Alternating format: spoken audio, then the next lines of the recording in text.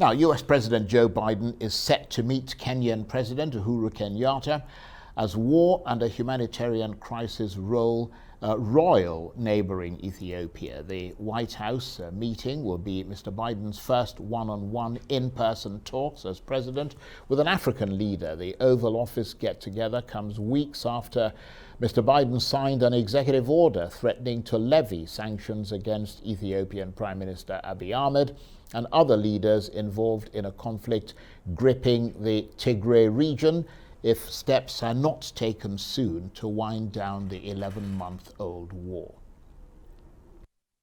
Well, for more on President Kenyatta's White House meeting, let's bring in Arise East Africa correspondent Mark Bichachi, who joins us from Nairobi. Good to speak with you, Mark. So the first one-on-one in-person talks between President Biden and an African leader who happens to be the Kenyan President Uhuru Kenyatta. Is this seen as a big moment in Kenya? Yes, it is seen as a big moment in Kenya simply because, first of all, Kenya is taking the rotational leadership of the Security Council. It comes fresh off the back of the ruling that went majorly against Kenya on the Somali maritime border. And it comes at a time where also we have jitters on the neighboring country of Ethiopia. So the whole thing is being seen as an opportunity for President Kenyatta to further the leadership of Kenya in the region, to advance the Kenyan agenda, and to put on the table, really, the negotiations also beyond AGOA that Kenya was pushing under President Trump and was suspended once Biden came to power. And Kenya is keen to continue to see that bilateral trade between the United States of America and Kenya continue, especially since Kenya is no longer classified as a least developing country. So, I mean, it sounds like there is a strategic and an important strategic reason why the two are meeting, beyond, of course, a good photo op for both leaders.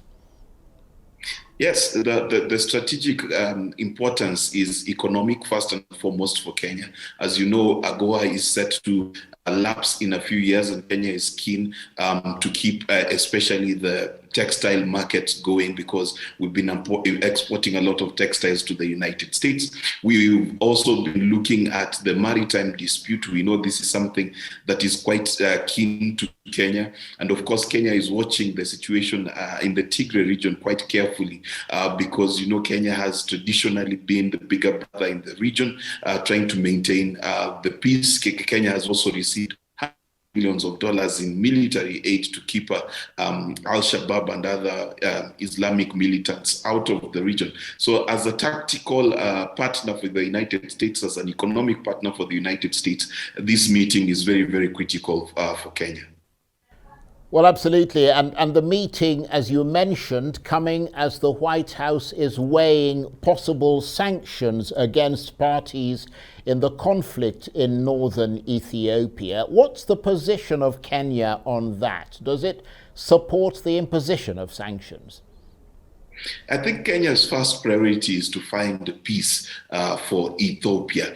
Whether that peace comes by sanctions is not something that Kenya has overtly spoken about, but I know Kenya is looking for a peaceful solution.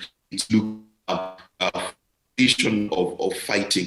Now, traditionally, if you look at sanctions across Africa, Sudan is an example, and many other regions across Africa, they tend to affect the people more than they affect the leadership. Let's also remember that Ethiopia is one of the countries that suffers a lot of hunger and poverty. So the effects might affect the Ethiopian people more. So Kenya will be working towards a political solution rather than sanctions, which, though they target individuals, may end up affecting the entire population. So the path for peace, regional peace under IGAD and different Africa Union activities is what Kenya would push for more. And it's interesting, Mark, that Uhuru Kenyatta's name came up in the Pandora Papers. The US has been going on about making people, particularly leaders, more accountable for taxes. I mean, is that likely to make this meeting somewhat uncomfortable, perhaps awkward? Yeah, well, for sure, being mentioned in the Pandora Papers is not something that President Uhuru Kenyatta can wish away. But the coverage of the Pandora Papers clearly showed that he had not been involved in any legality per se. So it is more of a moral issue in terms of the taxes, in terms of his dedication to his country. Now, Uhuru Kenyatta has promised the nation of Kenya that he would give a statement once he's back from the United States. But I'm sure it will be a question that he will be asked. It will also be a question about his fight against corruption in the Republic of Kenya. He is known to have said that he's fighting against corruption. In fact, the Asset Recovery Agency, under his leadership, has recovered more money than it has ever recovered since the inception of our nation. So he has quite a track record in terms of fighting corruption, but definitely the Pandora Papers will make for uncomfortable conversation. And of course, the nation is waiting on tenterhooks to see what his statement would be concerning his being mentioned in those Pandora Papers. And of course, there are some of us and some of the nation that is wishing that just as Pandora Papers lifted the lead on his dealings internationally, we will see the same lead being lifted across the political spectrum, because we know Kenya has suffered a lot under corruption, and perhaps this kind of scrutiny is what we need. So it could be a blessing in disguise for the president in his fight against corruption, if indeed he continues to lift that lead. Very interesting analysis indeed. Mark, thanks ever so much. Mark Bichachi, Arise East Africa correspondent, talking to me there from Nairobi.